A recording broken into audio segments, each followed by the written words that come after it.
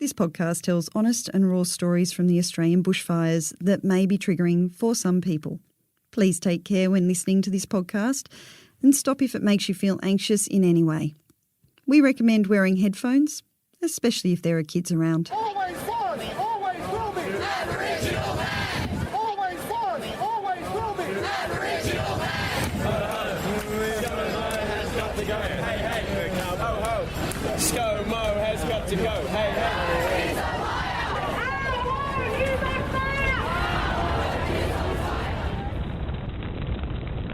Catastrophic. Tales from the Aussie bushfires. So my name's Zoe. We're currently living in a town called Bermagui, which is about 15 minutes from our hometown where our house was in Cobargo, and I'm a jeweler.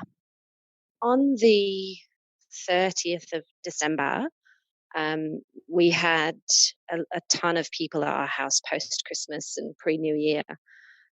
Luckily on that day, most of us left, including me and our two kids, my girls. We were going to a family wedding in Adelaide, and I was going to be driving to Melbourne with my brother to catch a flight from there to Adelaide. So we left the morning of the 30th, and there was, we knew that there was a fire west of Cobargo. My husband works for National Parks and he works on fires for National Parks. So he was up in Bateman's Bay at the Currowan fire. He'd been there for a few days. And he said to me, there's a possibility that fire out west, which is called the Badger fire, might impact Cobargo, but, just letting you know if I can't make it to the wedding, just because it might impact. And I said, no worries. So anyway, my brother and I and the girls got on our way driving to Melbourne. As that day on the 30th, we actually got stuck in the East Gippsland fires.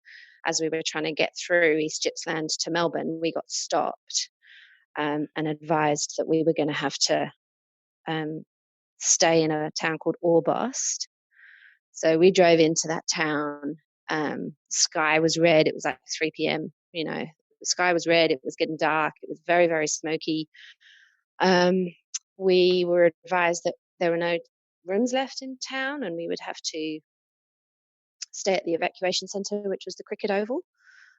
We were obviously not prepared for any of that because we were just on our way to Adelaide with carry-on baggage. So we actually managed to find a motel room in a town called Marlow, which is on the coast. So we stayed there,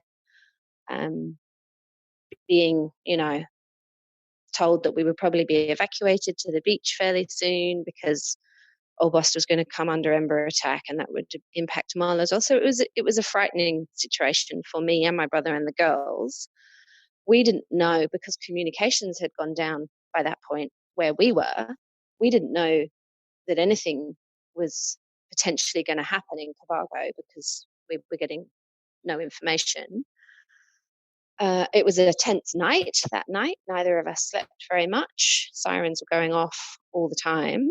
And in the morning, I called my husband just to let him know that we were stuck in Orbost and what was happening for us.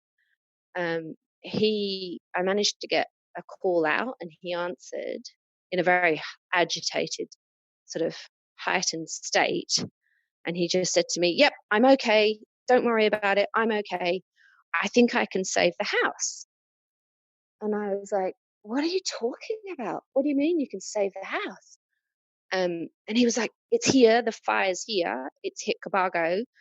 But I think I've got it. I think I can save the house. And I was like, what are you like? It was a massive shock to me because I'd had no warning that anything was going on at all.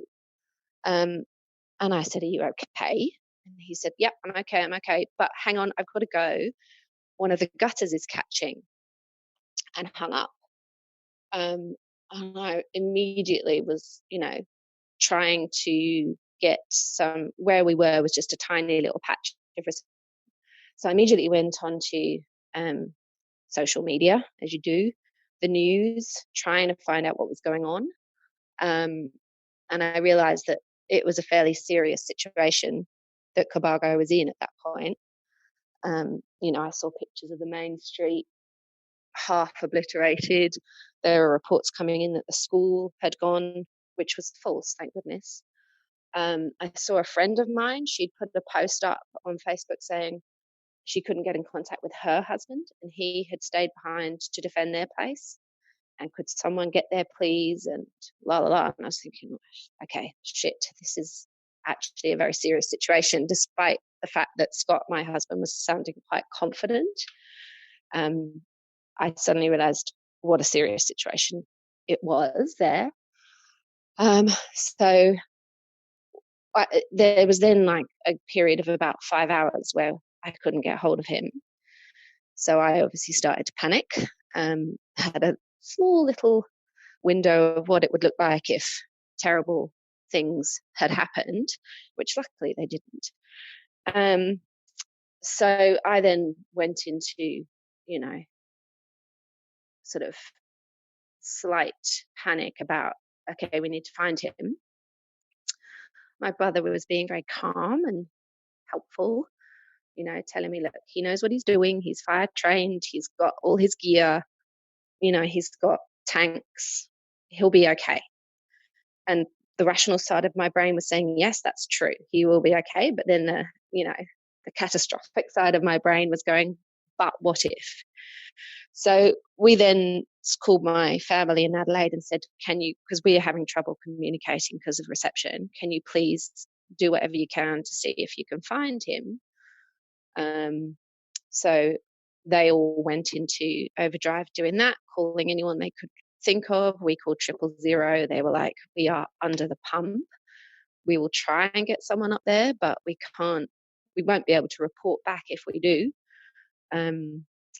We called the hospitals, obviously. We put it out on Facebook. I contacted a friend of mine in Bermagui who was at the evacuation centre here. And they put a call out there at the evac centre and in Cobargo, long, painful, scary story short. It was a National Parks fire crew who he got in contact with finally, who he hooked up with at Cobargo. He'd managed to, when he realised that he was losing the fight for the house, that it was just, was lost. He left, he drove out, luckily he had his chainsaw because he had to cut trees out of the driveway first to get out. And they picked him up and they looked after him for that day. So then when I finally managed to talk to him, I still didn't know that the house was gone. It was the last time I spoke to him. He was quite confident that he'd got it.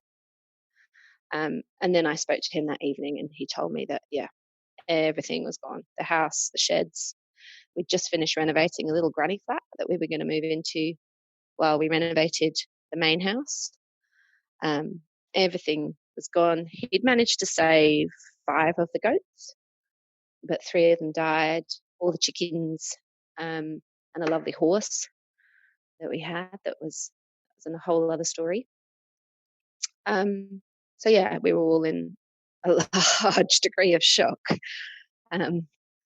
We're still stuck in Orbost, so we still can't get out because the highways are closed both ways. We've missed our flight. I hadn't told the kids yet because they were still in an unsafe situation, and I didn't want to then add on to it. Oh, actually, we've also just lost our house at home, and Cobargo's been badly affected. So my brother and I managed to leave. We got out of Orbost. They opened the highway for 2 hours to let people out. So we took that window. It was like 6 p.m. And my brother said, how far is it to Adelaide? I said, it's 11 hours. He said, come on, let's just do it.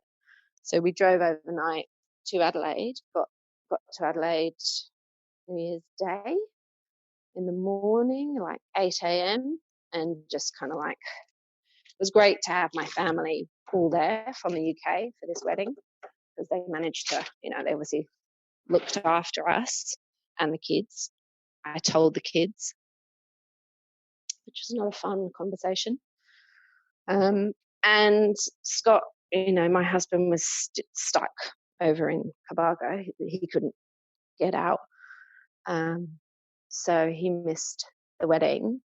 And then I think on the 2nd of January, he was back on fires with National Park.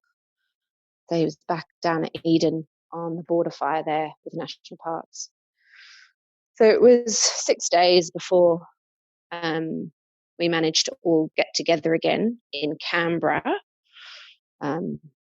which was, and the dog was somewhere else as well. She was with the dog sitter who was also being evacuated, who, looked after our dog very well. So we managed to finally all get back together, me, the girls, the dog, Scott, in Canberra. Lovely woman put us up in her Airbnb for free. And then we all came back, and then we all came back to Cobargo. And yeah, for me and the girls, it was the first time that we came back and just saw the devastation. That the landscape was just black. There were, houses gone everywhere. Half the high street was just in rubble. It was just very confronting. Girls didn't want to go and see the house, which is fair enough. I did. And it was full on. It was just, it was a violent scene, just a lot of, devastation and destruction. And you see it, I've seen it on TV before, but until you really see it in the flesh, in full 3D, it's you don't really get it. It's very confronting. People say kids are very resilient, and I think they are, but also I think they, as an immature, emotional being, don't know what's okay to feel and what's too much for them to feel. I think I'm very grateful that there's counsellors at both my girls' schools, and the schools have been very, very aware of potential trauma, which is really good. I think they tend to internalize it quite a lot. So I've got two very different personalities. I've got one who's very pragmatic and rational and says things like, well, it's an amazing way to declutter, and, and we'll be okay. And, it's just stuff, Mum. And, and that kind of thing. She's a very forward-thinking, rational person. But at the same time, I worry that a lot of that is just trying to convince herself as well. And then the other side, I've got one who internalizes it a lot, and I can see that she has been affected. Her capacity for enjoyment and joy and that kind of thing has been reduced. And I did speak to the counsellor, and she said, yes, that's a fairly common thing. As long as there are still moments of it, then that's good. And as long as she still is talking about things, which she is. But I think there's also a worry from them.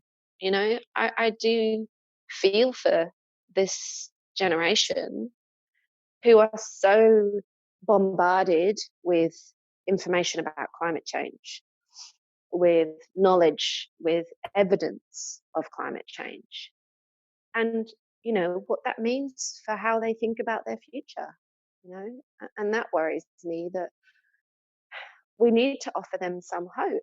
We need to show them that we're listening, that we're aware, and that we care about this, and that this is something that is number one on the list of shit to do, of something to sort out and something to fix, and that we're capable of it, that it can happen, that there is hope, that this is not something that we just need to throw our hands up and go, oh, well, we fucked that up, didn't we? We can't do that. We have to sort of say, yeah, we recognize that this is happening now, and this is what we're going to do to fix it. And we can do this. And these are the people who are going to do it. This is what needs to happen for that generation. And they're doing it themselves a little, which gives me hope. But how pathetic of us as adults if we just leave it to them. That's not okay. We need to be the ones going, yeah, this is how we're going to do it, and you're going to do it with us. And that's, that kind of gets me riled up. My husband, obviously, his story of what he went through when he was up at the house trying to battle it was intense. I think he's probably not told me the full extent of it, to protect me a little, or so maybe because he doesn't want to say it yet. I'm not sure. But I know that there were some very intense moments. He had to shelter in the car at one point because I guess that's when the fire front was coming through. So he said it was just like horizontal ember attack on the car, because that's the safest place to be, apparently, in your car. It seems counterintuitive to me, but so he had to shelter in the car for a bit. And, obviously he was having to try and save animals and he couldn't. So that was probably fairly traumatic for him. And just, being up there on his own, he was there for like 4 hours. From 4:30 in the morning when he woke up, looked at his phone, realised he'd missed the text messages saying to leave now. Stepped outside in his, pajamas and was like, oh, fuck, there's the fire. Okay, get into it. And he just was into it straight away. He said he didn't have any water, he didn't have any food. Yeah, and by the end of it, he said I was slowing down massively. I was obviously majorly dehydrated. I had a huge headache, and I could tell that I was just slowing down and it was getting a bit dangerous. And I knew that there was nothing that I could do anymore. So that's when he decided to leave. And I've asked him since if he felt like he failed in some way, because he didn't save the house. And he said initially, yeah, but on reflection, no, because he realised what a nasty fire it was, and that he was, one person, multiple buildings, animals, vehicles, equipment, machinery, so he managed to save a fair bit of stuff. He went into the house as it was starting to catch, and sort of managed to get stuff out, my Ugg boots and some of the kids' toys and, computers and stuff like that. So, he managed to, it wasn't, we didn't lose absolutely everything, but yeah, so his time up there was, not fun, but he did, yeah, I think he was pretty brave. I think he's finds it hard to put himself in that category, because you do, it's a bit weird because you're just a person doing what you do. But he's been very resilient. I think going back on the fires was helpful for him because he was still being useful. He said, look, I could come over to Adelaide and come to this wedding. I could battle through the traffic and the roadblocks and all that kind of stuff, but they've asked me to go back on fires, and I'm fire trained, and they need everyone that they can get at the moment. So yeah, he went back and did that. He stopped, I think, obviously when the fires stopped a couple of weeks ago, 3 weeks ago, whenever. He stopped and then had a bit of a calm down from the whole thing, I think. So yeah, I mean, we've, the town has been very resilient. The community is strong. People are looking after each other. the most help that we've had has been from people, not organizations, not government organizations, has been from volunteer organizations like Team Rubicon. The Red Cross has been financially very helpful. I know there's been a lot of criticism, but, you know, I'm not going to go there because, I'm just grateful for anything that we get. Vinnie's, places like that, Salvation Army, but just people, just the general public have been lovely. People have been supportive, they've been kind, they've been generous. And I think, there's been a lot of empathy from the situation. And yeah, it's sad if I feel that people are starting to forget their anger at the government and their frustration with inaction on climate change. I feel really cross that might be, getting forgotten, because it will happen again. And they need to be held accountable because they are running this country, and this kind of a situation has to be taken seriously or it's going to happen again. Plus, it has to be taken seriously out of respect for what's happened and who it's happened to.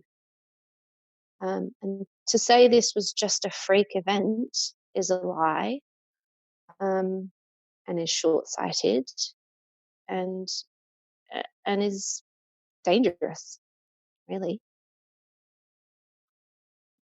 I want to see massive investment in renewable energies, and I want to see this pandering to coal gone. It's simply down to money, and it has to end. And we have to embrace renewable energies because it's the only way forward for the future. I feel like we need to take seriously water usage, how it's handled, the money involved in it, and we also need to take seriously how we understand farming and producing food in this country. It's a double-edged sword. We've got a climate that's changing, and also we've got a monoculture of farming, and it's drying the land out. And we need to go back to putting money into small production. We need to go back to putting money into renewable farming and agriculture, and going back to that and there is a movement for that. That needs to be recognized. And I just think an admission that this is real, and it's more important than my friends in the coal lobby. It's more important than my job. That's the thing. I feel that politicians are just in this cycle of, let's just get re-elected. Let's do whatever we can to get re-elected. And if that's pandering to the coal lobby, then let's do that. We need someone who doesn't care about their job, doesn't care about their image. Like Scott Morrison, when he came down to Cobargo, everything he did was centered around himself, his own image, what he could get out of it for votes. None of it was actually coming here to talk to people as a human being.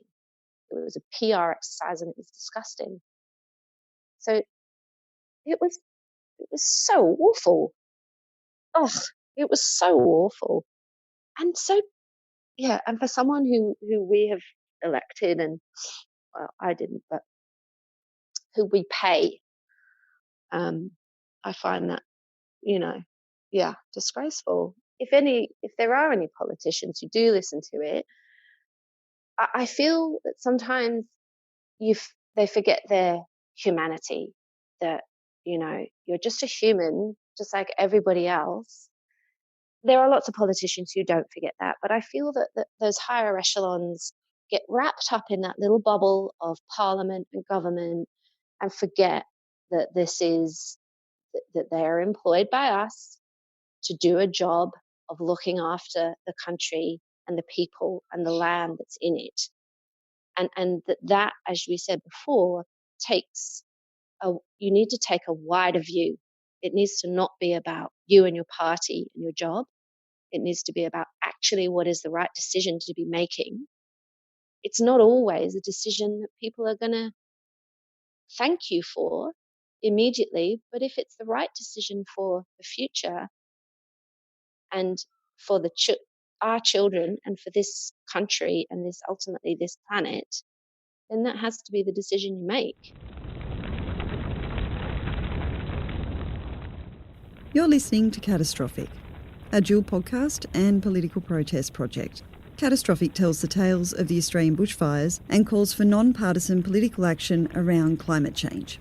Each episode of Catastrophic features an Australian talking about their experience of living through the bushfire crisis and beyond, what their fears are now and for the future, and what they would like to see done about it on a government level. But it doesn't end when the episode goes out. Each episode of Catastrophic will also be included in an email to politicians and media that will go out every week or as long as we have stories to tell. Each episode we release and each email we send out demands the same action. 1.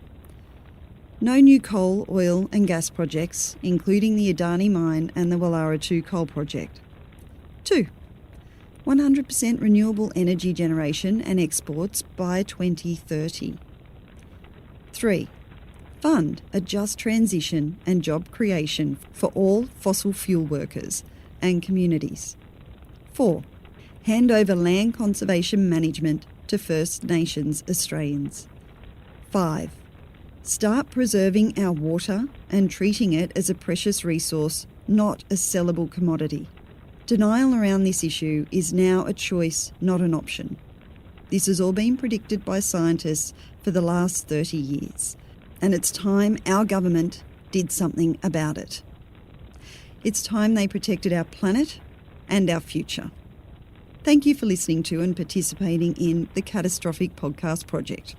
If you or anyone you know has a story they would like to share from or about the Aussie bushfires, please instant message us via the Catastrophic Podcast Facebook page or email us at info@listenuppodcasting.com.au and we will get in touch to record your story.